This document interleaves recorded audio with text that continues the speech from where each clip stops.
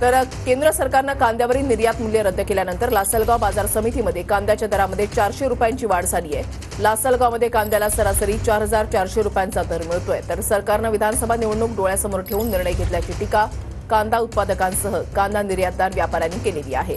आढावा घेतला आमच्या प्रतिनिधींनी, पाहूयात। कांद्यावरील $550 निर्यात शुल्क मूल्य जे आहे तर ते रद्द केलेलं आहे आणि 40% निर्यात शुल्क जे आहे तर ते निम्म्यावर आणत 20% केलेलं आहे। त्याच्यामुळे आपण लासलगाव बाजार समितीत या ठिकाणी आलेलो आहोत। या ठिकाणी आपण पाहू शकतात का कांदा उत्पादक शेतकऱ्यांच्या कांद्याच्या बाजारभावात 400 रुपयांची वाढ झालेली आहे।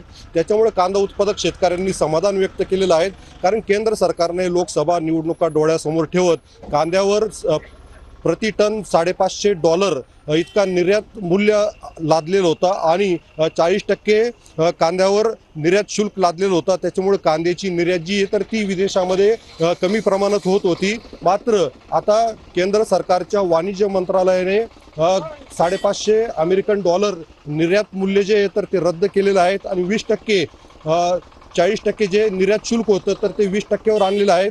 त्याच्यामुळे आता कुठंतरी कांदा निर्यातीला चालना भेटणार आहे।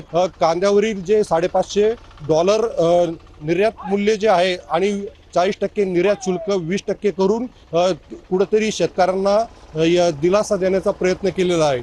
उमेश पारिक, TV9 मराठी, लासलगाव, नाशिक।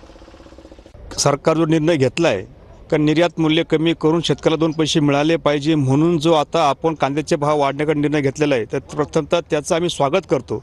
परंतु खऱ्या अर्थाने केंद्र सरकारने शेतकऱ्याकडे कायम नजर ठेवली पाहिजे की नुसतं कांद्याला तात्पुरते आत्ताचे बाजार वाढून विलक्षण डोळ्यासमोर ठेवून निवडणूक डोळ्यासमोर ठेवून जर विलक्षण कमी केला असेल आणि जर 2 पैसे मिळाले असेल तर हे आत्ता आमच्या हिताचे नाही। कायमस्वरूपी शेतकऱ्याला 2 पैसे कांद्यामध्ये कसे मिळतील याचा विचार शासनाने केला